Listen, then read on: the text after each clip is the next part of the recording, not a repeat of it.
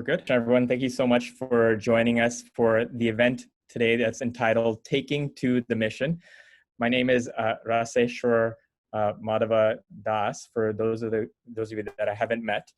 And right now I am outside of my practice of bhakti, I work as a pediatrician.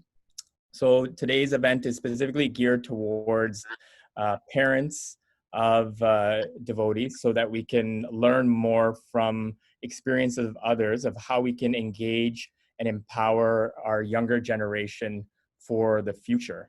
So to start off, we're going to go ahead with a short video clip, and then we will start into our first speaker.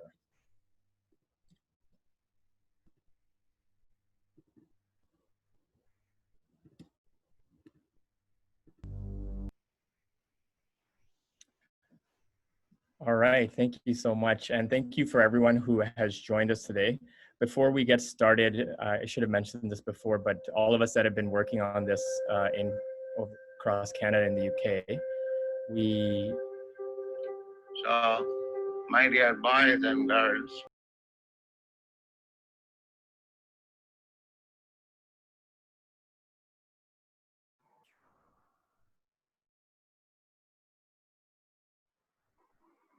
sorry, another video was started playing. But I just wanted to mention before we get started that those of us that have been working on this, we've been working hard for this for a little while, and recently we felt that it would be appropriate to dedicate this session to His Holiness Bhakti Swami, and to honor him, because the youth were so important to him and he made so much time for them. And so this is really our offering to honor him. So just to take a moment to acknowledge that. So to get us started, we had this event specifically organized for a parent audience. And the reason why we wanted to do this is to have everyone understand that when we want to go out and have our younger generation share bhakti, share Krishna consciousness, it's not just something that the children do, but it's a whole community that's involved, and that it's something that we as family members, as parents, should also be involved with and encourage them and support them as much as possible. So today we reached out to devotees in the UK who have had 25 years of experience doing this to help share their experiences and inspire us. So on that note, I would like to introduce our first speaker. This is Dr. Sanjeev Agarwal, and his initiated name is Sundaranand Prabhu, who is a disciple of His Holiness Radhanath Swami. He's a consultant urologist at Imperial College of Medicine for the NHS Trust for the last 25 years. And he's also an honorary lecturer at the Imperial College School of Medicine. He lives with his wife, Kokila or Kirti Radhika Devi Dasi, and their daughter and son, Sham Gopal, and Madhuri Priya.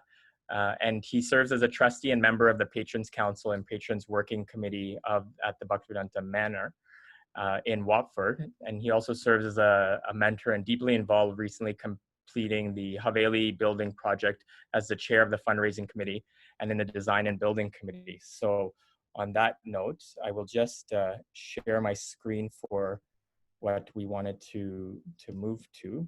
I'd just like to introduce Sundaranand Prabhu. Thank you so much.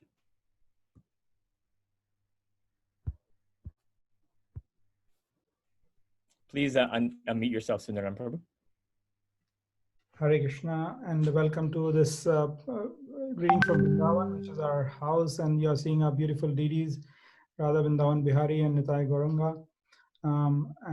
Just wanted to start my pranams to His Holiness Bhakti Yoga Maharaj, and just pray to the deities that he's with them and serving them eternally. So just wanted to start my conversation with this mood. So Prabhu, if I can start sharing my screen. If you can stop sharing your screen, that'll be great, and I can start sharing my screen. Yeah. Yeah. Okay. Can you see my screen? We can. Okay. So thank you very much, Raseshwar Madhav Prabhu and Kishan Prabhu for inviting all of us to share our experiences, thoughts, and views on children and parents' perspective of of Krishna consciousness and what the effect of that is on our growing children. And I was going to share my son's life story as I see it from my eyes, and then I wanted to just mention briefly what is the children's perspective when they're growing up, and what is the parents' perspective when the children are growing up, and finally leave you with some tips as to how we have done parenting thus far. So as Asishwar Prabhu mentioned, that I live with my wife Kirtradika Devidasi and my daughter Neha, and my son Sahil or Sham Gopal and his wife Meera Madhuri.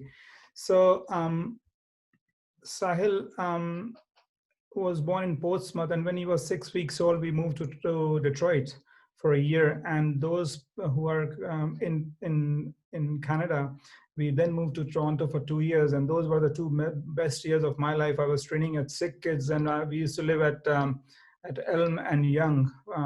So it was a Sick Kids residence building, and we lived there for 2 years. And I still remember that in Toronto, there were 3 months of the year, June, July, and winter. I don't know if that's changed or not, but that was that 3 months of the year. And also, I still remember my best trip for watching the fall colors. And we drove, I think, 1,000 kilometers in one day, just following the Ontario colors. So that's my relation with Toronto. So then Sahil we came back here, and he was 3 years old, and then he started schooling in London. He went to one of the private schools here called Haberdashers.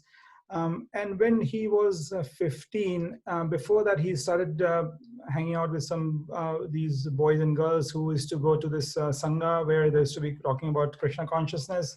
And we kind of encouraged that. We thought, it'll be nice for him to do that, because before that, when his mother used to drive him to school, he would just want her to shut up the lecture that she wanted to hear in the car, and he would say, no, I want to play music. But then he started getting into it. So what really changed is that they went to the annual trip, which is the retreat, the annual retreat of Panasena. And Panasena is a group which is from 15 to 25. So he was 15 when he went. And when I went to receive him at the airport, something had changed in him. Something has definitely changed. He was just not the same boy. He was far more sober. He was, he found, he was just very, very, very sort of quiet, but also at the same time looked very confident. And then he started getting into KC more and more, and then started going to the Sanghas. And just as every one of us goes through the parenting experience when we go to parent evening, and you keep hearing, oh, your son is very naughty, he was at the back of the class talking or making fun or doing this. And this year, when I went to the parents' evening, and everybody said to me, oh, your son is fantastic. He's just the best in the class. He's so quiet. He's so friendly. He loves everybody, and everybody loves him. And I honestly thought that I was speaking about somebody else's child. It can't be my son. This is something dramatic. And I just took him aside, and I said, what happened, Sahil? This is not you. He said that my studies are my offering to Krishna. And that day I felt that I don't have to push him any harder. He would just do it on his own. And that's what he did throughout his life. And I felt that he became very fearless after that. And I remember that when he was an avid cricketer. So people play school cricket, then the club cricket, and he played for Middlesex County for 8 years, which is the highest you can get at that level.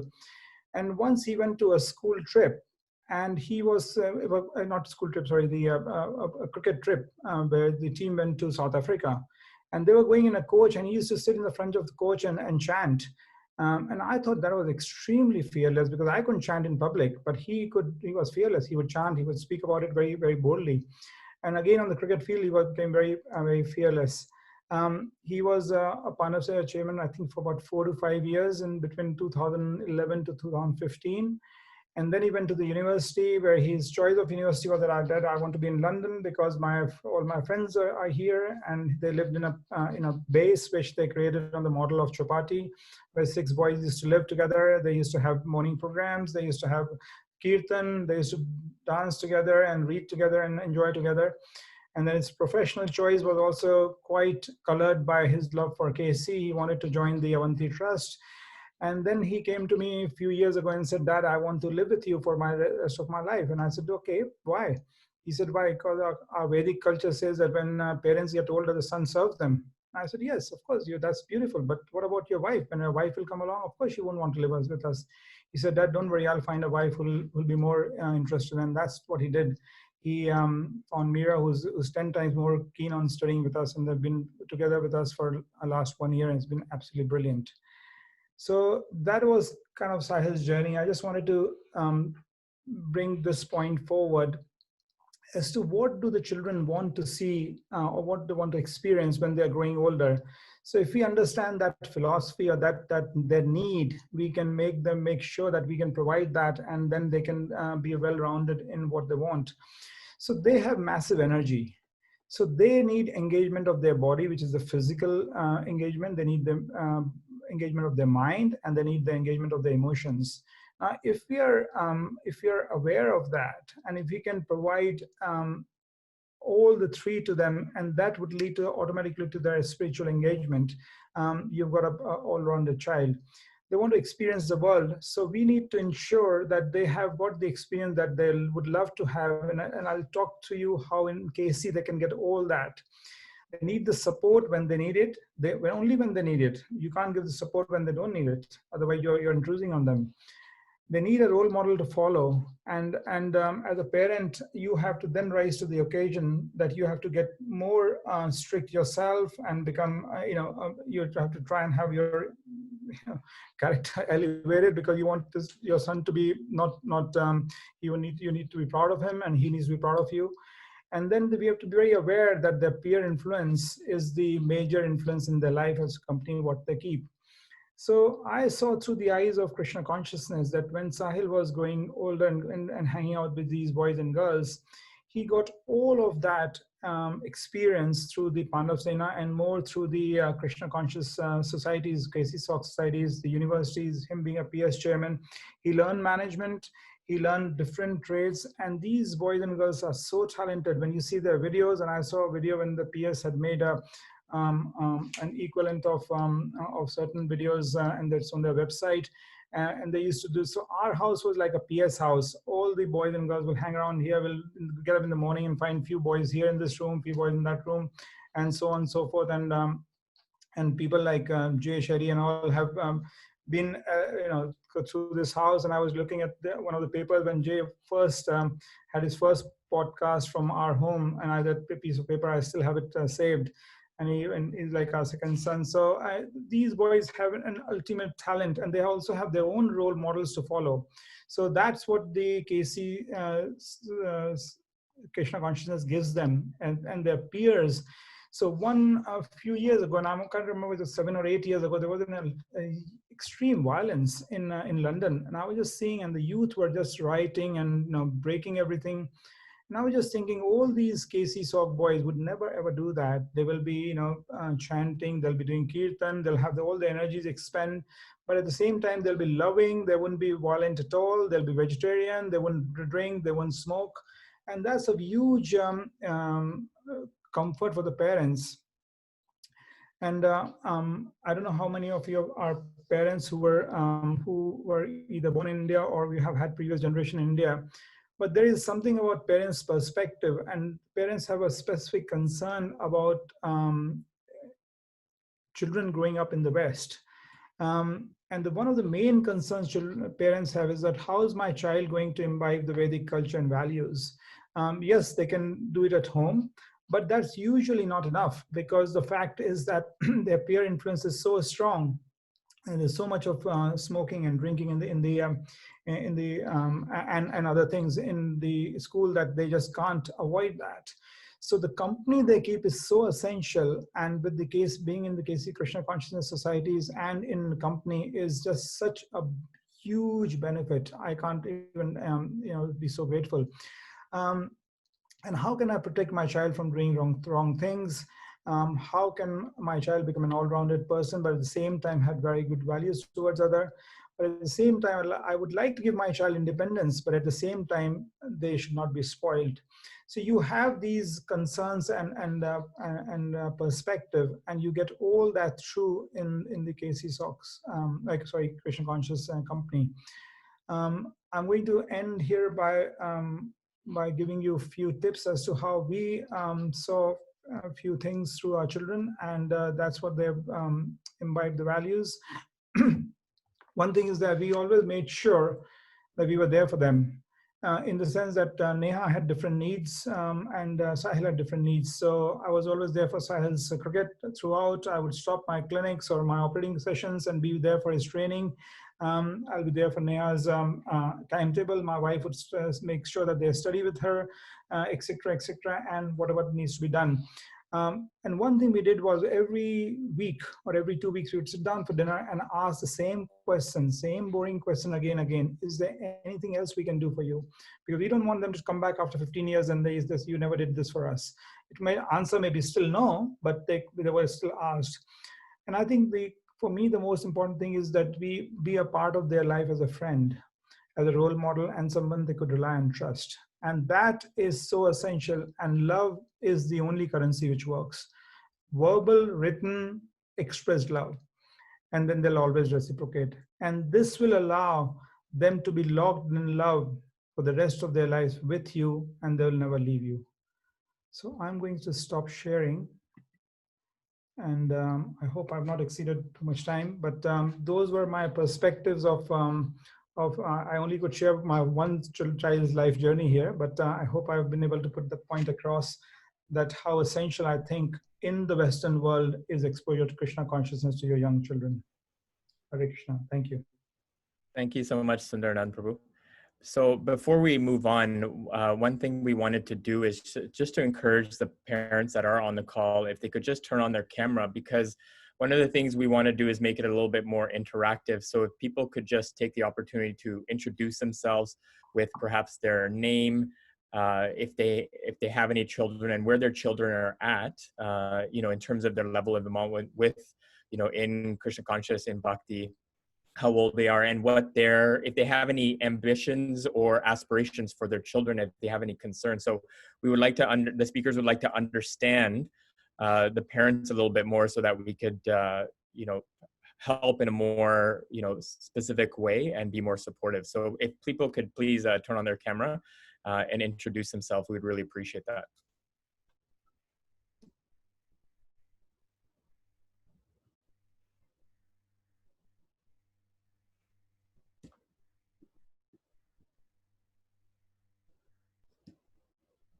Hemang Prabhu, you want to start?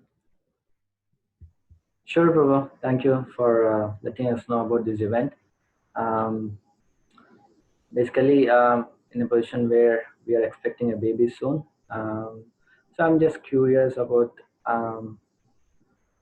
as someone with a background from India, trying to get adjusted in a Western country, what I should be expecting from this current generation, like what is the way that they take up Krishna consciousness. It's not always the same experience I had. Like I came to know about Krishna consciousness through books. I'm more inclined going to temple, but when it comes to kids, it can be different. It's more about who their friends are, how they are inspiring them. So maybe things that would help are, what aspects should I mentally expand myself so that I can accommodate future generation, their needs and their demands.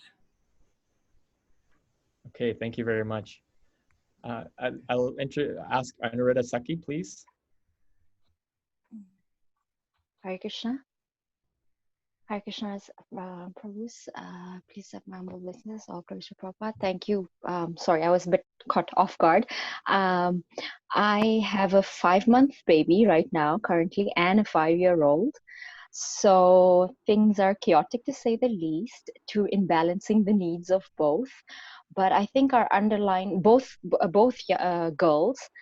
So our underlying, you could say, worries as a parent are how to raise Vedic girls in a Western environment. There's a lot of, you could say, contaminations in the West that kids are exposed to. So we're trying to kind of find that fine balance between they live in the Western world, but yet we want them to be rooted in Krishna consciousness and Vedic culture.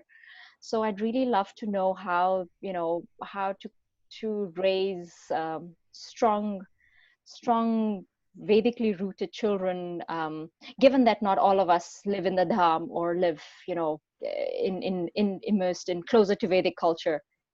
So I'd love to know how the seasoned devotees have done that. Thank you so much. And Sachimata Devi Datsi?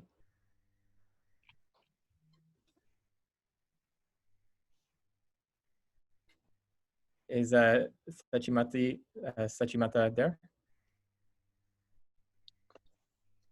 Hare Krishna Prabhu. Sorry, I'm also off guard. I didn't expect Oh, no problem. Yeah. Sorry. Please. Hey. Yeah, I have a 19-year-old and a 10-year-old. My son has been participating with most of the temple KCS programs. Recently, he has started involving himself a lot with these, and it's helping him a lot. He was almost born into this Krishna conscious culture. It is there in him from the beginning of his life, but he has only started getting a grip of it only past recently, like maybe a couple of years, where he started to get himself more, chant a little bit more, read, and the society here is giving him a lot of support in that. So he's developing himself in that way, but he has a long way to go. I think he wants to pursue this in his life, but there's a long way for him to get deeply rooted into that. And my daughter, she's 10, highly energetic.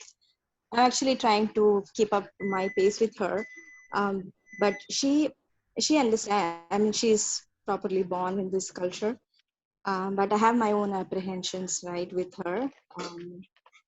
And I just want to understand how I can properly channelize her energy so that she gets properly trained in this culture and utilize all her energy in the proper way in serving Krishna, also helping her own interests develop further in Krishna consciousness. Thank you, Prabhu. Thank you so much.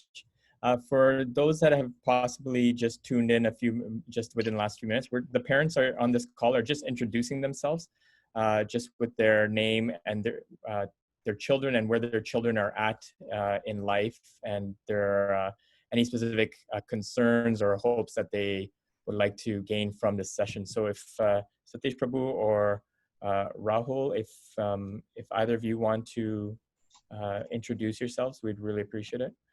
Satish Prabhu, please go ahead. Hare Krishna Prabhuji, Dhanat Pranam. Hare Krishna everyone. My name is Satish. I have two children. The elder one is a 9-year-old and the younger one is a 4-year-old. So nowadays I'm having tough time to discipline them,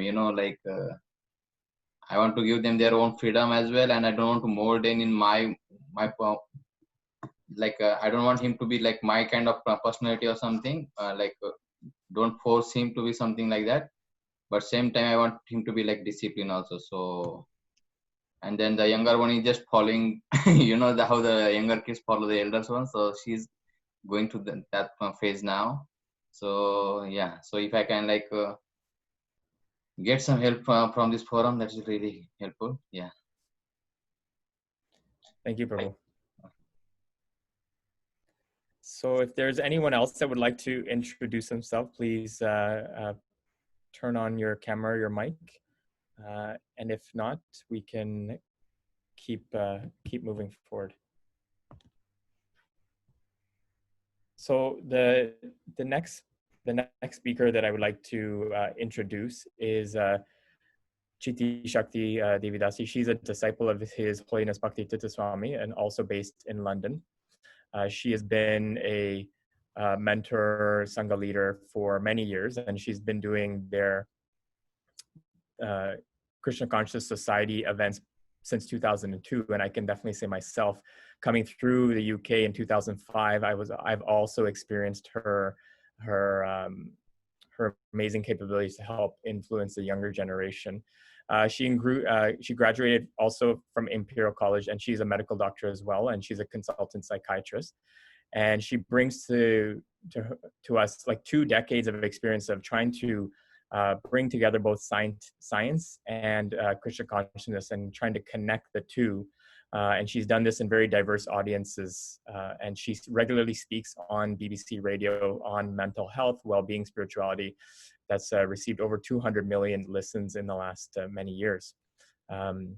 So you can find her on Instagram, but for now we will ask her to inspire us. Thank you.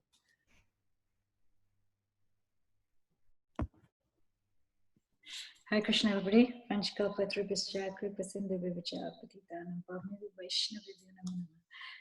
So thank you for giving me this opportunity. It's so nice that you've been able to join us. You know, we also started off, Pandavs, and I've come out of the other end. I started off with same time as Nilamani. So Nilamani is my best friend. You'll see a clip or a video clip of her sharing her experience of, you know, youth preaching and being a youth and then getting older as we have done. So yeah, 1995, early days of Pandav Sena here. So we've been from the, you know, squeezed out of the other end of the toothpaste tube, so to speak. So I guess I'm sharing as somebody who's had the amazing experience of having a friendship family of like-minded devotees to grow with in my Krishna consciousness, as well as then seeing others grow, and also the wonderful mentorship and guidance that we got from so many senior devotees who supported the activities of Pandav Sena. But I actually wanted to encourage you that although there's not that many people on this call, don't be discouraged, because when we started there were only a handful of us, and we did everything from, you know, hand photocopying and cutting with scissors the flyers, you know, to doing all the postering ourselves and very small meetings, having our spats in a room together. You know, it's started off with a small group, and now it's grown, you know. So please, please, please do not be disheartened by numbers.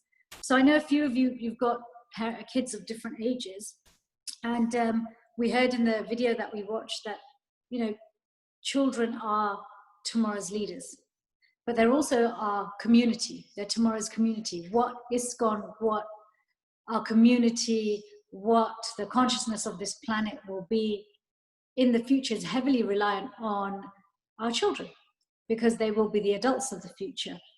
So I think, you know, because you have children in different ages, there's one thing I've seen is we have a different, I think it's good to have a different approach to kids at different ages. And just speaking generally, so I have a daughter, she's going to be 13 this year.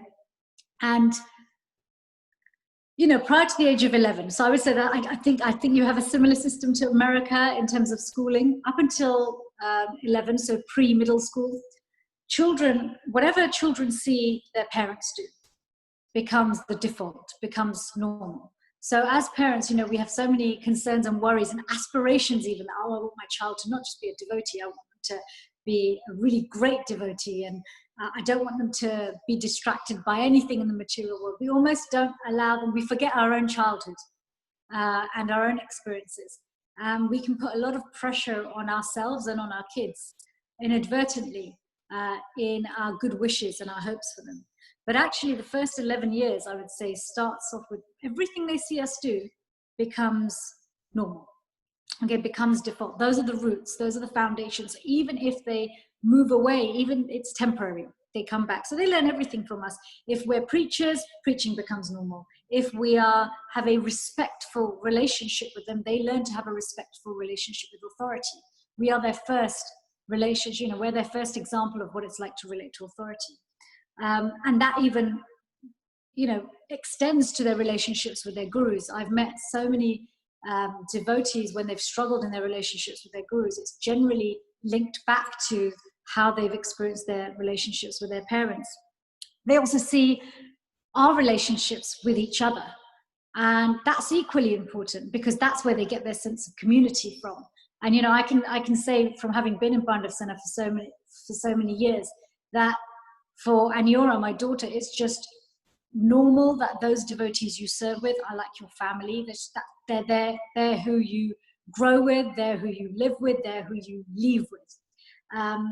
So youth preaching is about not just empowering our youth, but creating the future communities.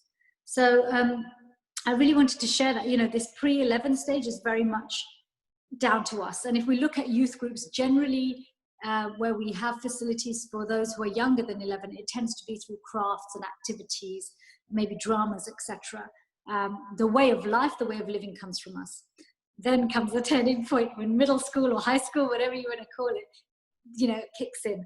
And this is, you know, this from this age till about 18, children are very much now wanting to discover their autonomy, see where the boundaries are. They want to make friendships. They want to discover who they are in the world separate from us. It's and it can be a challenging time for parents, because we want their life to go in one direction, hoping they'll avoid every single mistake we ever made.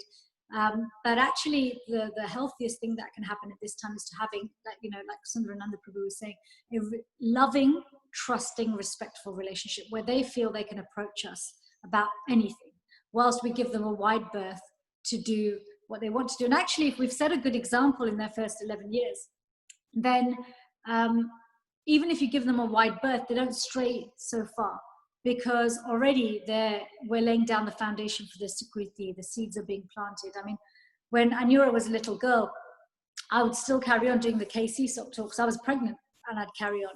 I mean, I took a year off when I had maternity leave, but when she was 2 years old, if I couldn't get childcare, I'd just take her with me.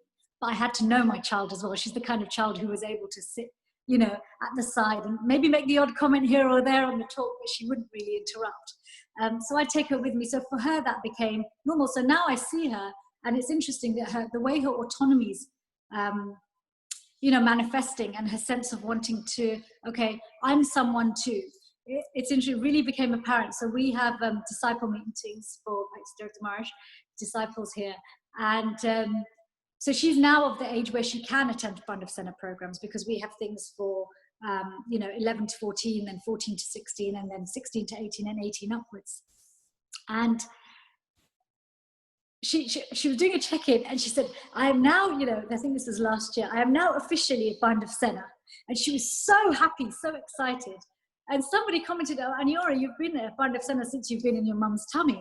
And she said, no, but I'm a Pandav Sena now. Like, she was almost like, you must recognize that I'm a Pandav Sena, you know, like I have my own identity. And so to give children this, you know, 11 to 18, what our youth groups provide is a space for our children to have their own identity in Krishna consciousness, their own relationship with Krishna, where they take the ingredients that we've given them in the early years and apply them in a way that suits their nature, their friendships, etc. And I'm conscious of time as well, so I don't want to speak too much. And then last but not least, then as they get older, they come back full circle, inevitably. You know, I see this myself, you know, having been 18 and 25, 30, 35, 40 plus, you know, you come back full circle to your family, because, you know, ultimately we reconnect with our families as we get older, because we also have families. And one of the things that I found doing the university preaching is that every stage, first of all, I'm really inspired by university students. They just have an energy and a pioneering spirit and a purposefulness that it's hard to find that as people get older. And so I feel really rejuvenated by it. But what I find is that, you know, and this helped me when I'd attend university talks when I was younger, is that our speakers are people who are in a stage of life where we're going to end up at some point. And so seeing that Krishna consciousness isn't just about being possible when we're young and energetic and pioneering, but it's not just possible, but it grows as we grow. So it's, you know, youth work, youth preaching is a lifelong service. there's so many different opportunities as parents. Support your children to get involved, even if you can't directly get involved. Trust them and trust the youth groups, because I'd rather Anyora make some mistakes within the community of Vaishnavas rather than a community or friends and, you know, relatives who don't necessarily have the spiritual paradigm. So I know we're short on time, but I'd really just, the take-home point I wanted to share is that let's show our kids that anything is possible by empowering them, by giving them a platform and a space where they feel safe but free to express their Krishna consciousness. Well, thank you so much, Chiti Shakti Dasi. Thank you. There was so many pearls there, and I agree that point at the end where just trying to create the environment for them to be able to grow in, I think, is the most important thing we can do. So thank you so much. Did anyone have any specific comments or questions at this time that they wanted to make just based on anything Chiti Shakti said or Sundar Prabhu or anybody? Please feel free.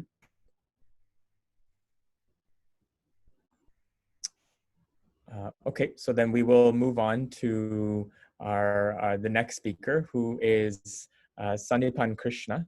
So Sandipan Krishna has been a longtime friend. He was here in Toronto back in 2006 when we first met, after I was there for a year in London in 2005, where I studied. And so Sandipan Krishna is a disciple of His Holiness Bhakti Charaswami. He is married with 3 children. And he's served in many capacities across the board for an ISKCON.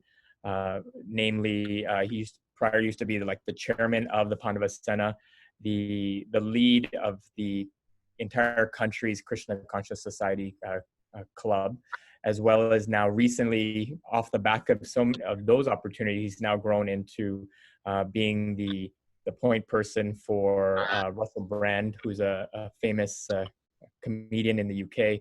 He is also the manager for Jahnavi as she grows her career, and now also the COVID coordinator for the Bhakti Yoga Clubs, as well as other management committees. And professionally, he is a director and a consultant for a prestigious company that is a world leader as well. So please let us warmly introduce Sandipan Krishna. Hi, Roll. Thank you. Just going to make sure you can hear me okay. Can you hear me okay? I'm assuming. Okay, great. Okay. Hi, Roll. Hi, Krishna, to all the parents. And thank you to all of the previous speakers, all very dear to me and been a part of my life for a very long time. So there are a couple of key points that I really wanted to make, and perhaps I'll try and make them with 2 or 3 stories. So one is my parents joined in like 1978, and I came along a few years after. And my parents' approach was take me to the temple, make me chant, make me do arati. We have a lot of sannyasis stay at our home. And at one point, probably at 13, I just said, you know what, I'm not chanting, I'm not going to the temple, and you guys can do what you want. And I had my little rebellion. But then I met the Pandava Sena, and I think this is the main point that I probably want to make to you as parents or almost parents, which is your children will need powerful association that isn't you. Now that is likely to be either a bitter pill to swallow, or maybe you're awake to it already. But I am pretty confident in my own role models. I was looking at Pandava Sena people that were 18, 19, 20, when I was looking at them when I was about 14 or 15. And they were black, they were white, they were Indian, and they weren't KC from birth. And that really boggled my mind that actually Krishna consciousness must have something. It can't just be this rote pattern that my parents were trying to teach me. So that's a really important point, which is please keep your children in powerful association. And I don't mean necessarily brahmacharis. I mean relevant, exciting, high energy, daring, colorful association where your children will get to do fun things. When I hear about your 19-year-old or your 18-year-old, the people that they're going to look up to are not you. You know, they're going to look up to people that are a few years ahead of them, are well-to-do, are exciting, and are doing incredible things. And, you know, just think about how you learn. You know, it has to be relevant to your psychology. It has to be relevant to how you learn. And in the same way, it has to be relevant to the child, so, or the teenager, or the university starter, that actually they are learning in a particular way. They're learning with a particular type of social media or presentation. Is it a boring lecture for 3 hours? Probably not. It's probably an engaging, interactive workshop, you know, which makes them laugh, which tickles every part of their being. So that's one of the core points. And then the second point that I wanted to make was, and I wanted to share a story with you. So when I was, and some of the devotees here would have heard this, but most of the parents I don't believe would have done.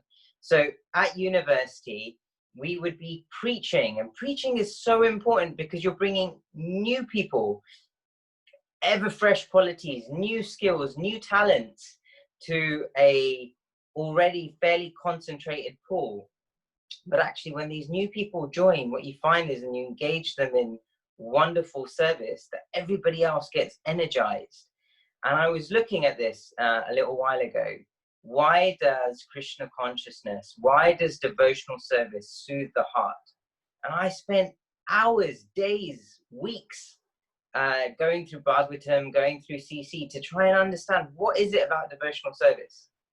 And one of the core points that came out was devotional service is not only on the eternal platform, but it is ever fresh. And I wanted to share, I'm going to finish with a story. So I was at university, I was preaching, and in the first year, nobody else was at the university, so it was just me. And for 2 or 3 times a week, I was really trying to push myself.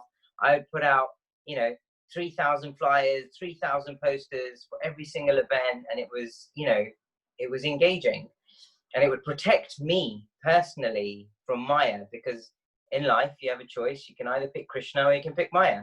And now if you're picking Krishna every single time, then, you'll be protected. Anyhow, at one of these talks, this guy came along. His name was Nima. He came from Iran. And at the end of our session, we would give everybody beads, mantra beads, and we'd say, this is a form of meditation. It will bring in a satisfaction. Try it. And we'll all chant, 1 round or half a round together. And this guy, his mind was wide open. He said, oh my God, I can't believe this. Really just shifted my mind. And he kept coming to every single session. I started taking him Mangalarti. He used to like Mangalarti so much that I got tired of taking him, to the extent that I would drop him at the temple room. I would then go to the brahmachari ashram and go to sleep. And I said, I'll pick you up in a few hours. And, he fell in love with the process. And then he went back to Iran, and I lost touch with him. Roll forward 10, 15 years. Now, I'm married, I have children, I've taken my eldest child, Prahlad, and my wife, and some of our friends, we've gone to Vrindavan. And, the temple president makes an announcement. This morning, we'd like to welcome, for those of you who know, for everyone who's been to Vrindavan, you'll know this. We'd like to welcome all the devotees from Iran. Haribol, 3 loud cheers for the Iranian devotees. And my heart bounced up. I was thinking, oh my God, Nima's going to be here. And I went up to the temple president. I said, can you point out the Iranian devotees? Show me who they are. And they said, oh, they've left for Parikram already, and they're leaving tomorrow morning. And I was leaving that evening, so I'd missed them. And I thought, there goes my chance to connect with Nima. So I left my email and said, please ask them. If you know Nima, please just, get in touch. And another devotee also happened to be there.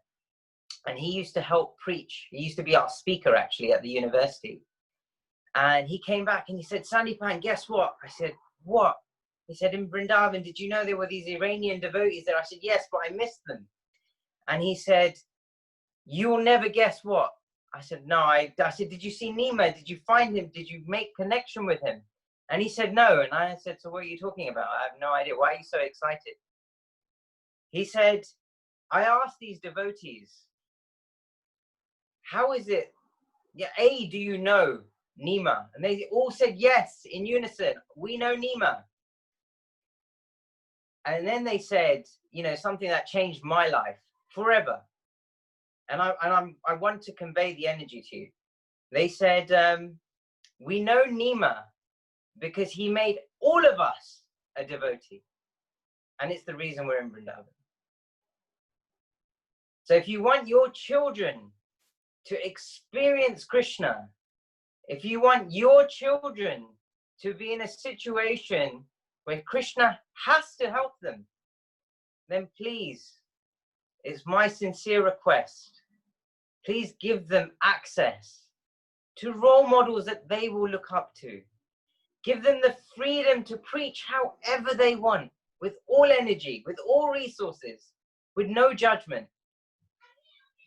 And watch the miracle be revealed in front of your eyes. Hare Krishna.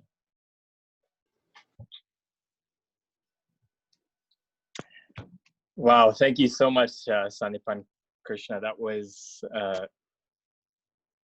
an incredible story there to end. And the points that you made there were absolutely phenomenal. And I think every piece of information there that you've shared and others have shared can be really taken on board.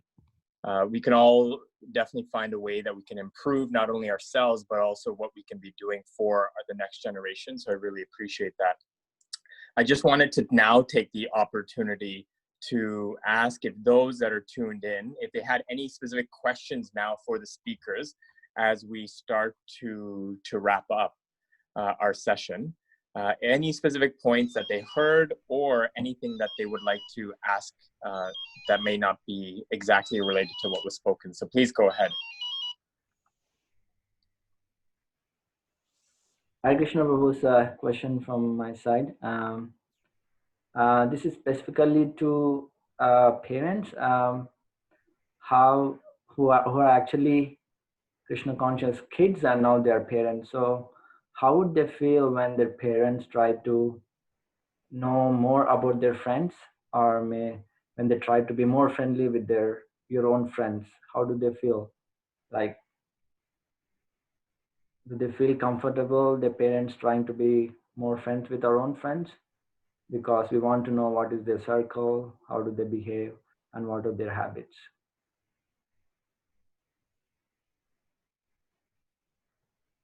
I hope I was clear enough. Yeah, Feel free to tune in. I think for me, I don't know, maybe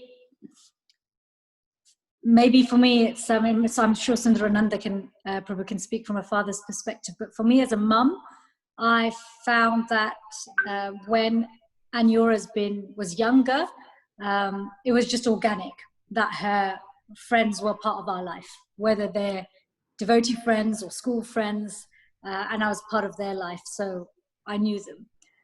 But because that's kind of carried through a little bit, even though right now at her age she wants to keep her friendships quite separate, whether they're devotees or again school friends, there's still some leeway in terms of, I don't ask her about her friends and get curious about them. Actually what I do is I just look after them like a mum would. What do kids want? They love being fed. That is the number one thing kids go to parents with: feed me or drop me somewhere.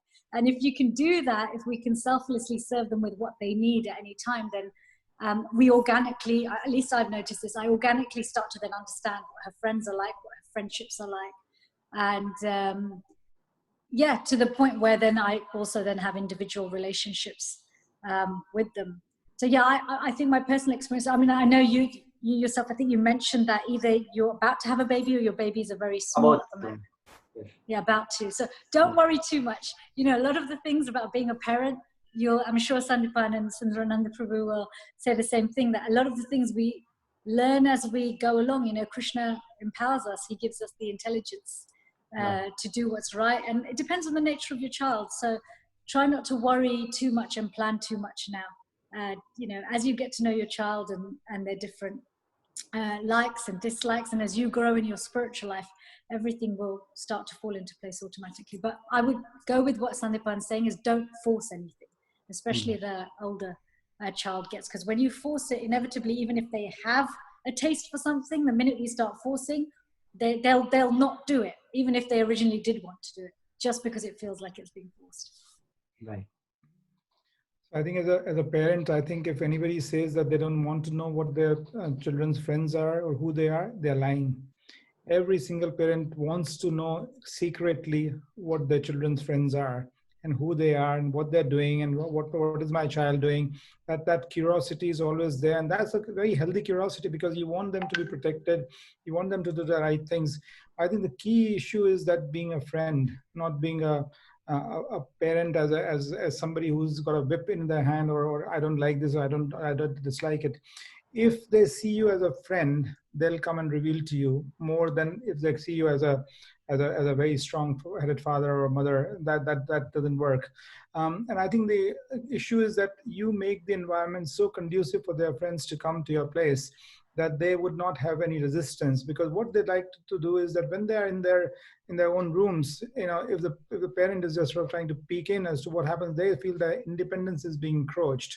So I think we had a very open door policy. As I said, our house is a PS house, Panasena house, and all the Sandipan and everybody else and Kishan on call would agree that we used to find boys and girls sort of coming out of room every morning, and we didn't know where they were and how many there were this morning. But I think the key issue is to give them the freedom, but at the same time, the love is the currency which works. I think the only currency which works is love. The more you speak, the more you write a text to that child, the more you express verbally, physically your love, that love is going to come back. And also, as Shakti Mataji said, that don't force, because it's the moment you force it, the child is going to rebel and you lost it. So they will always come back to you, always come back. Even if for 2, 3, 4 years they're going away and they're want to explore their things, they will come back to you. So be a friend and lots of love is my advice. Thank you, Prabhu. I have one more question, if it's okay. Actually, Hemang Prabhu, can we just see if anybody else has a question? We'll come back to it, no problem. Thank you. Hare Krishna. Yes, please. So I just wanted to ask the speakers in terms of, you mentioned that don't force, and which I totally agree with, but how do we draw the balance between sort of training them up, in one sense, the initially like participate sort of in daily spiritual activities, versus I don't want to create any negative aversions for my child, of course, who, mind you, she's nearly 6 years old, but is a very strong personality. I think some of the devotees on this call from Toronto have met her. So I sometimes I struggle to find the balance between keeping it fun and enthusiastic, but also laying down like, hey, we're doing this, and we're doing this as a family and it's fun, but she's more interested in play and stuff, whilst we are trying to make it more play-based as well.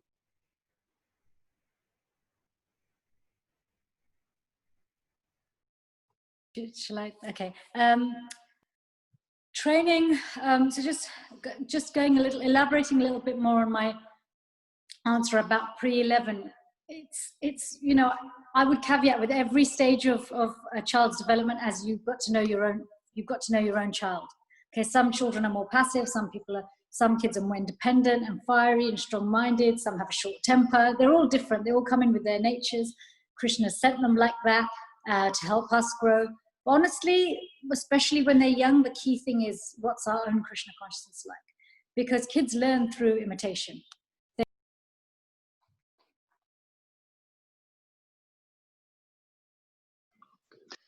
Just check, Matt, you've just gone on mute. Did I just go on mute, or was I on mute the whole time? No, for the last 15 okay. seconds. If I own, I know I have to repeat everything.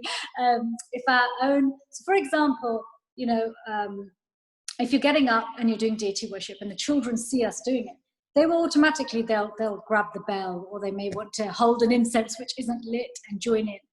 Sometimes as parents, we can get caught up in, oh, okay, maybe the child's not suchi, or maybe the this and that. Actually, if we're encouraging them, they've got to feel like they have permission within the remit of, I guess, their age group to express themselves in their Krishna consciousness. So the balance between training and inspirational or modeling Krishna consciousness, first of all, is partly knowing your child, but secondly is, again, coming back to Sundarananda Prabhu's thing, give them lots of love. Because if they feel loved and they feel safe, then whatever you do, they will organically pick up. I mean, I can only speak from experience. With Anyura, there wasn't a systematic, this is how you do this, this, and this, until actually she went to Krishna Avanti. And then she started doing the Pujari service on the altar for Krishna Balaram there. And so I was one of the Pujaris there too. So we did it together. So I taught her then, but then I took a step back and let her carry on. But in the home, she just picked everything up by watching. So that as she got older, I said, oh, do you want to do Arti? And I said to her, shall I teach you how to do? She goes, no, Mum, I already know what to do, because she'd watched it so many times. But then I had to teach her the little detail. So training, just like school, in school, they're mindful about teaching kids according to their age. So some of Krishna consciousness is teaching. A lot of it is them modeling. A lot of it is also inspiration. But especially when they're small, a lot of it happens through play. So don't worry too much about them becoming the most Paka Pujari or knowing the most verses or anything like that. Actually, where there's, again, lots of love and affection, and if our Krishna consciousness is also strong, I always bring it back to ourselves as a parent. I think that's really important, because children have questions, and if we can't answer their questions, we should definitely have people in our community who they can go to, like back to Sandipan Prabhu's point about have real powerhouses of high quality association who our kids will feel naturally drawn to hear from. And it may be that your child already needs that at age 6. Everybody's child is different, but first of all, bring it back to ourselves, especially when it comes to training kids. We can't expect them to be the best pujari or know all the verses if we're not doing that ourselves. So my take on your question is that I think this question is the most common questions the parents ask. And so first thing is, you're not alone. I gave you the mantra of love, but I would give you the mantra of patience here. And I think the important point is about that every child is unique and their needs are unique under the umbrella of a common sense of needs. So like my daughter's relationship with me was through her studies, as in she would even go to the university and plan her timetable. What would I know about economics? I'm a urologist, but she would still plan her timetable. That this is my dissertation. Can you have a look at it? This is my timetable. Am I doing right? Should I spend an hour here, spend an hour there? So right throughout her career, I was close to her through her education. And with Sahil, I was there for his cricket, and he knew that Dad was always there. He'll miss his bits, but he'll be there for my bits. So I think that generates that continuity of love. Our daughter came very late into Krishna consciousness because, and we were wondering, why she's not, when Sahil is taken up so quickly, why is she not coming on? And Bhakti Rasamrita Maharaj says, just leave it, just stop, just don't push her. And we obviously didn't push her. And I realized that when she was noticing all this happening, and when we went for our initiation, so she went up very fearlessly to Radhanath Swami. Children just don't go like that to him, but she just went to him and she said, I just want to thank you very much. And he said, why? Because she said, you have made my parents so happy. And just that fact. And then I realized that actually she was noticing all our happiness. So when they see that you're actually very happy in what you're doing, that I think is very, very inspiring to them.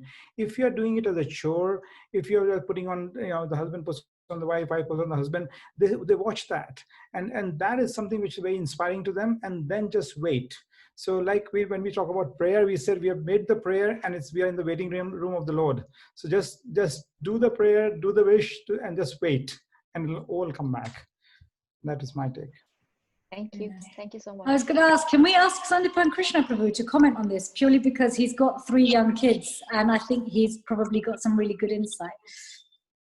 I was actually learning from both Sundarananda and Prabhu and yourself.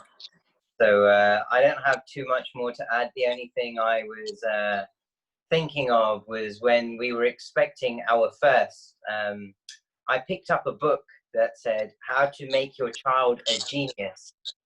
And I didn't finish the book because I thought it was a rubbish book, but there was one powerful point that came out of this book, which is if you want your child to learn grade 12 violin, put that child in a room with other children all playing the violin.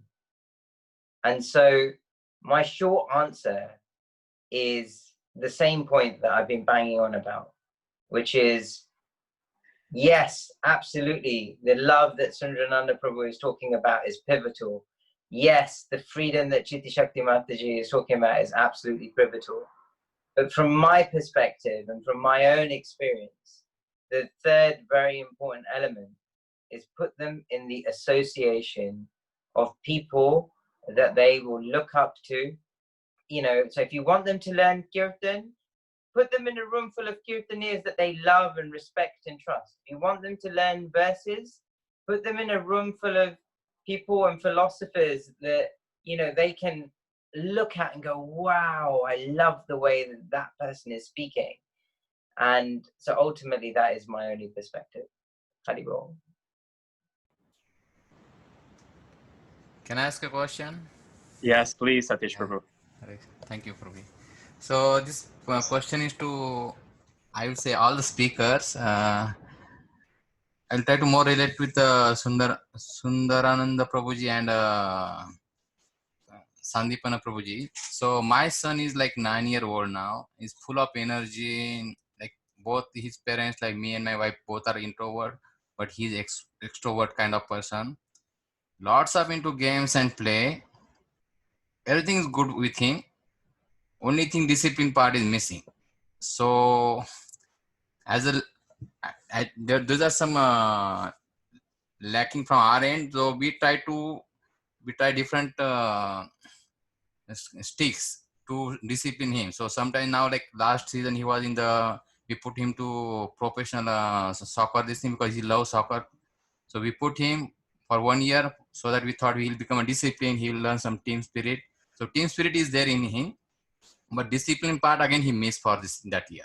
So as a major, we told, okay, now you are not going for the next season for playing for soccer. So we kind of giving such kind of punishment, and me and my wife always argue on that. I think that we should give him some 2 or 3 years time so that he can, he'll take his own time, and maybe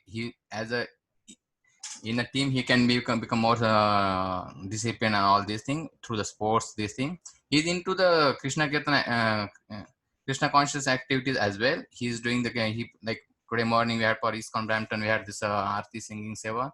So he played the Mridanga for 15-20 minutes. Very good. So he's there into, he's chanting his rounds also, fast or some slow, but like 12 to 16 rounds he does every day. He's 9.5-year-old. But still we think that this particular thing, the discipline thing is missing in him. That's why we both get very agitated with him. So as a seniors in the room, can you please advise me on this? Thank you. Rivo. Sandeepan Prabhu, you want to go first, or you would like me to go first? So the first question is that you have to ask yourself, why do you think you want to discipline him? He's doing his rounds. He's doing the Aarti service. He's playing soccer. He's studying. If you break the 24 hours into each sort of 5 or 6 divisions, he's doing probably 4 out of 6 divisions okay. This boy has got excessive energy. And by your discipline, you're trying to curb his energy. The only way is that you have to redirect his energy. There's no point in trying to even stop that. In fact, you should stimulate that. I think the key issue is that probably he's still slightly young, but he would like to identify what he really wants to do. If he's really interested in soccer, like my son was interested in cricket, so we identified that when he was sort of 7 or 8, and that gave him a direction for the rest of his life. So if you can identify maybe 1, 2, or 3 areas, maybe he's already praying Mridanga, as you said, or is doing Aarti. That's a wonderful area to again, the important thing comes about appreciation and love. If you really, really appreciate that 20 minutes of his singing, if you really, really appreciate his dedication in chanting, if you really appreciate the way he played soccer, he will come around. And again, increase your patience, increase your tolerance. You know, who are you not to tolerate? Just think of him as Krishna has given this life in your hands to look after, not to discipline him. I quite kind of get slightly concerned about the word discipline. I know you're absolutely right, because it upsets when he breaks things and does things. But just imagine that he's another soul who's been placed in your hands just to look after. We are not owning him. We are just looking after Krishna's property. And if you start sort of having a little paradigm shift in your thought process, you will find it so much easier. So I think you're absolutely right when you said you need 2-3 years more for him to do it. But again, identify his interest, number one, and really appreciate what he's doing, rather than trying to say you're not doing this thing right. And I always remember about this story when this teacher in the class showed a white piece of paper with a black dot and asked everybody in the audience, what do you see? And 9 out of 10 people saw that black dot, but we didn't see the whole white paper. And I hope that conveys my message. I know that other people have a different view, but that's my view. But I think you're doing great. You're really being very careful. You're being very cautious of your child. And as a parent, good luck and hats off to you.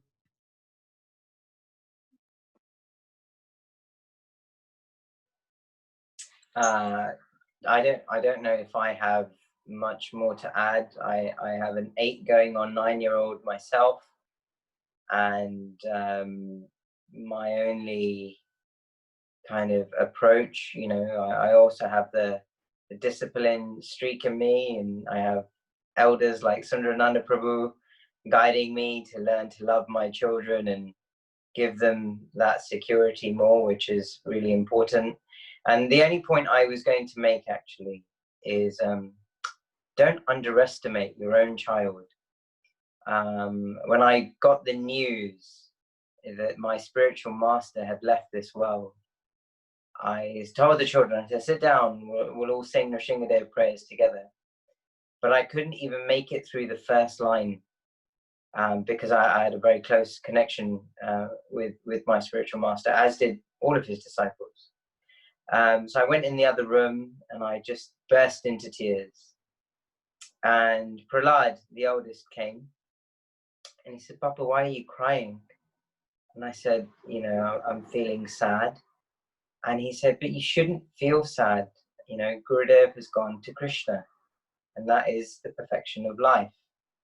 And I was so shocked to hear from such a young boy who is, you know, he's a little monkey, that he has picked that piece of philosophy up and that piece of training up.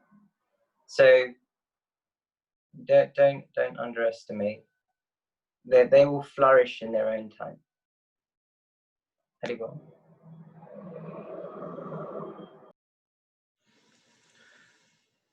Thank you, Sadipan. Anyone else have any other questions or comments? I think Hare Krishna. Yes, Sachimata. Hare Krishna Prabhu. Thank you. I just wanted to just add a comment that I'm really appreciating all these discussions and all your experiences that you're sharing, all the generations like across the board. I should ask a question in a certain way, but you know, your answers have actually clarified some of the knots that I was having. How not to actually not set any expectations, just become a role model for your children. Just go with the way you're leading your life and be happy and show them that happiness that you have in you by doing this process. And hopefully they'll have all the blessings and all the mercy from the Lord to pick up the right things and do the right thing and become situated in their own journey in Krishna consciousness. So it's very wonderful, Prabhu. Thank you so much for arranging this as well. I really appreciate all the discussion. Thank you. Hare Krishna. Thank you. Can I make one comment, Mr. Srila Prabhu? Yes, please. I just wanted to just share that, you know, I know the whole weekend retreat that you guys have all organized has been to encourage the youth, and this particular section has been to encourage, you know, parents to support the youth. And I know we've had a lot of questions from parents about raising their own kids and what Krishna consciousness is like at home. But I just really want to bring it back to, if you as parents can offer any support to the youth groups, anything. If you're a speaker, speak. If you're a cook, cook. If you just want to be the person who, you know, will drive a few friends to the talk, that's brilliant. That's what they need. You know, just whatever way you can help. It won't just actually organically help with a lot of the parenting things, because you'll be supporting your kids with doing what they love, but actually Krishna will send help as well, because you're not just we're not just serving our own children, we're serving other people's children as well. And Krishna will send help in the form of, you know, internal intelligence and wisdom, but also help from support from, you know, other devotees who your kids can look up to as association, and also make friendships with.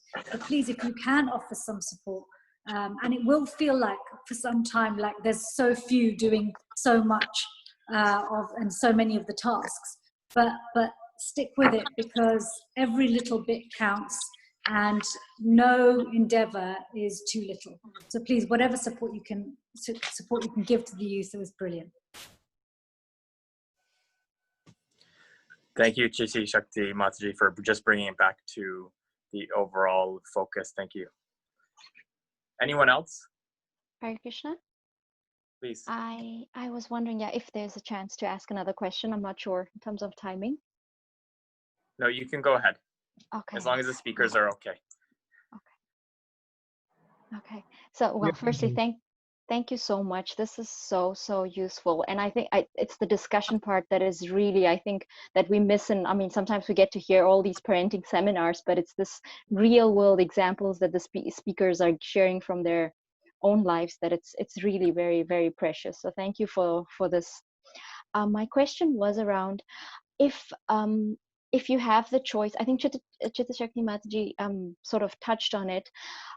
If you have the choice between you know, sort of sending them to sort of devotee-based schools versus where you don't have the option of sending them, you know, you just send them to secular schools, how did you navigate that, the influence that they get from sort of, you know, our children live in the material world, that is a fact, but the impressions that they take on, especially in the earlier years, I mean, how crucial is it to sort of, you know, keep them in one sense protected or safeguarded from those influences whilst they're going to sort of secular schools, versus really trying hard to put them in, if you can, if the option is available, in a devotee-based, kind of like a more Vedic-based background school? So Anyora went to Krishnavanti for the first 11 years of her life. So everything, home and school life, was very Krishna conscious. But Krishnavanti schools are, you know, because they're based on government curriculum, she had a good balance of a Krishna conscious kind of foundation at school, but with a regular, you know, in a real world sense. But for high school, she's gone to a, you know, like a secular school, a girls' school, because we don't have a girls' school option yet. Hint, hint. So, and I have to say, because it's the age where her friends are really important to her, this is where, for me, I think the youth group, the Pandava Sena, really makes a difference, because she has her school friends and she has her devotee friends, and then she has her old school friends from Krishnavanti, who she still has contact and association with, and most of them are devotee children, or at least very, very favorable to it. And I think in terms of exposure, whether they go to a devotee school or a secular school, they will always be exposed to something. We won't always have, because these days everything's everywhere. Social media's brought down the barriers that we could previously organically put in. It doesn't matter how many timers you have and filters you have, especially as kids get older, they find a way to have contact with things, or it finds its way into their inbox or onto their social media feed. So I would say this is, again, we come back to this principle of loving, trusting relationships and a friendship, because if you have that, then the exposure becomes guided, in the sense that, you know, I don't know if it's my profession or because of the, you know, the blessings of my spiritual master and the kind of spiritual master I have, probably a combination of a few things, or even my own parenting. Like, my parents were very open with me, but I had talks with my daughter about drugs and things like that from a young age, because it's so talked about and prevalent. Even devotees talk about it, you know. So even if she goes to a Pandava Center event, there'll be somebody who'll bring it up in a discussion, either because it's part of class or someone's having a conversation about it. So at least if I'm having that conversation with her, I know what she knows from me. Anything else that comes is then filtered through some of that, and also the other associations she has. I mean, I'm noticing that although she's having experiences and conversations with her friends from her new school, well, it's not that new anymore, but her new school, which are probably like most teenagers, but she still sees it through the filter of the foundation she's been given, both at Krishnavanti and at home. And I see that because when she comes home and talks to me about some of the things her friends are talking about, and the way her friends are behaving, or other people in the school are behaving, she sees it from a Krishna conscious perspective, but also wants an understanding of how is it that they view it in a completely different way. Because our kids are gonna interact and you know, and probably work with all sorts of people, though some are devotees who are manifest and some are unmanifest devotees. So yeah, I think if we stick to the underlying principles that everybody's talking about, then you don't need to worry too much. You know, you don't sound like a neglectful parent, so I don't think you'll put your child into the worst school possible. But yeah, hopefully it's just some tips there. So I have a slightly different answer, and I think that it'll be nice mix to get the both answers in bits. I know Sandeepan's children and Shakti Mataji's children went to Krishna Avanti, and we didn't have Avanti schools at that time. And both children went to non-Hindu schools. They went to the regular private schools. There's a school called Haberdashers, which is both girls separately and boys separate. They both went there. So they had virtually no devotees in the class, and so that's the exposure I think you're alluding to, and I think that's what I alluded to in my presentation. I don't know if you're there or not. That the main concern you have is that how are they not going to get affected by the peers, and secondly, how are they going to imbibe Vedic culture and values in that. So that's this setting we are talking about. So you know, they were obviously getting exposed to whatever they were getting exposed to there, but at home they were getting exposed to a completely Krishna conscious environment. We used to have a lot of sannyasis fortunately coming to our house, and I still remember Sahil asking a question to Radhanath Swami, and Radhanath Swami was completely bowled over by that question. So he said, Maharaj, when I play cricket, when I play a defensive shot, I know that Krishna is making me play a defensive shot. But when I play a fluent drive for 4, it's me who is playing it. How is that true? So Maharaj said, I've never Krishnalized cricket like that before. So, you know, he's just sort of thinking in those lines at home all the time and everything else. And then Neha obviously went to these schools. So I heard that the statistic that 75 to 80% children in haberdashers were having drugs. So I said, Neha, times must have changed. Now these children are having so many drugs. She said, Dad, you have no idea. They're exactly the same statistics for when we were there. I said, why didn't you guys do it? Because she said, because you never did it.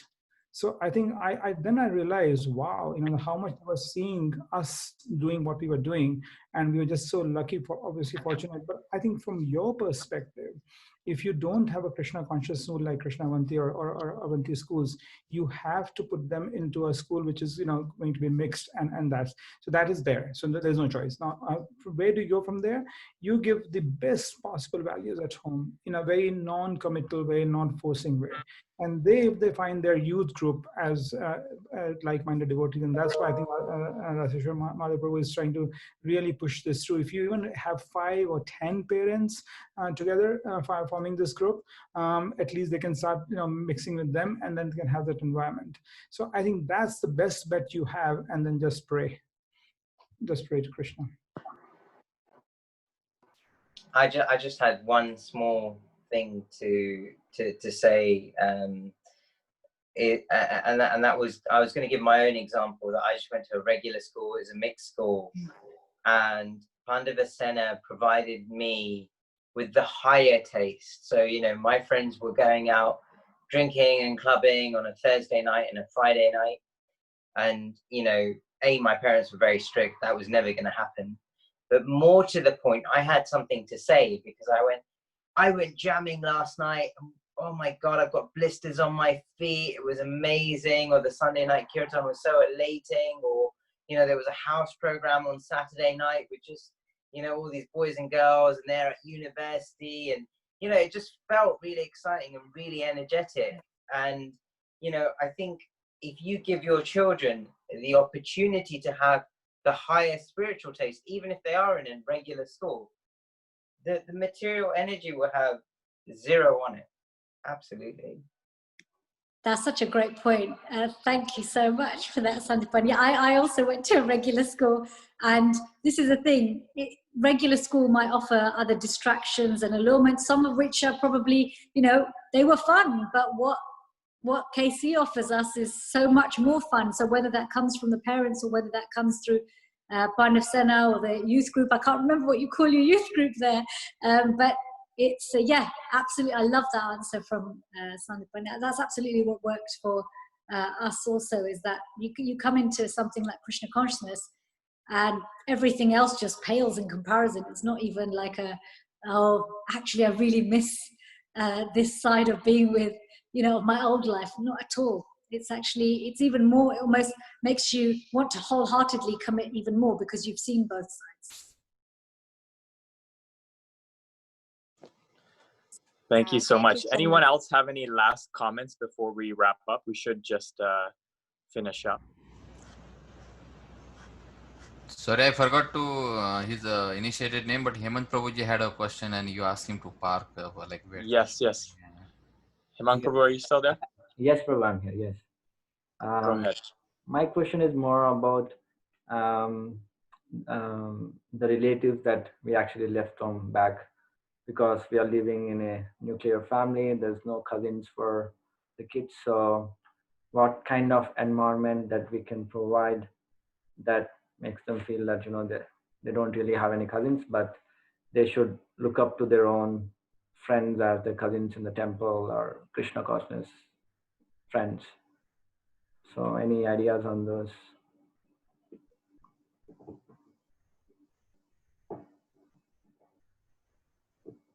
I mean, I'm happy to answer that. I can hand on my heart say that I have not spoken to any of my cousins in any meaningful way for the last 25 years. I have almost nothing in common with them besides the fact that we are somehow related. I absolutely trust my god brothers, god sisters, my friends from Pandavasena, my spiritual family implicitly. So I know I can go to Sundarananda Prabhu with any trouble. I know that, you know, I can ask Jiti Shakti for anything. You know, these are my blood brothers and sisters. These are the family that I have chosen, not the ones that were forced upon me. Thank you for that, Prabhu. Thank you so much. Rashishar Prabhu, I just wanted to add that there would be a lot of questions which we may not have covered today. So very happy to share my email and phone number. I'm sure if Swami and Krishna wants to share that. So offline also, if somebody wants to take any advice, or if we can be of any help in sort of their progress, or anything else, we'd love to. This doesn't end here. So very happy to please use us in any way we can be of your service. And thank you very much. No, thank you. And the other speaker that we had listed, Nilamani Mataji, she was en route traveling and wasn't able to make it, but she is also a disciple of Shriram Swami and someone who's been involved with university outreach, and now her kids are moving into that space also. And she has also offered her wisdom and time to the devotees also moving forward, so we can also connect with her in the future. She's done so much, and she's also heavily involved in the Avanti schools as well. So just not to minimize our other participant who couldn't make it, but wanted to also send that out to everyone who's joined for this call and for those that may be watching this call in the future. So on that note, we will conclude. Again, I just wanted to thank you endlessly to all the speakers for joining us today. There was such incredible information that was shared, very wise, practical on many levels. And this call was recorded. So if for anyone who would want this call, there's recording for the future for anything that may assist them, please let us know. And we will hope to share this call with others in the future to help encourage families with both their children and the younger generation as well. Can I was just going to say something, which is, it's so good to have this session. It's so important to start. I know when I lived out there in Canada for 3 years, devotees used to say, oh yeah, but what works in London won't work here. And time again, you know, it did work. This is going to require an investment. It's going to require organization. It's going to require that playful, adolescent, powerful energy with no constraints. So please all get behind this and establish that youth group and sustain it.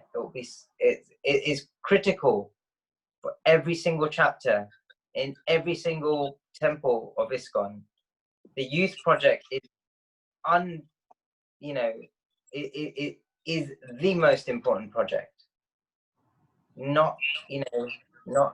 All projects are important, but investing in the youth, I promise you will see an infinite parabolic return on investment. Thank you. And I also want to take the opportunity to thank our core team, Kishan Prabhu from the UK, Anand Madhava and his sister Malvika, who were huge drivers behind this event, as well as to Shamu Mohini and Radha Bhakti as well. So they have all had a part in organizing this. And we want to thank everyone that participated, because I really do think this conversation will have lasting effect for many years to come. Okay, We Hari thank Bol. you for, All right, thank you so much. Hare Krishna, everyone. Thank you. Thank you. Hare Krishna. Hare Krishna. Hare Hare Krishna. Bol. Hare Bol. Hare Krishna. Hare Krishna.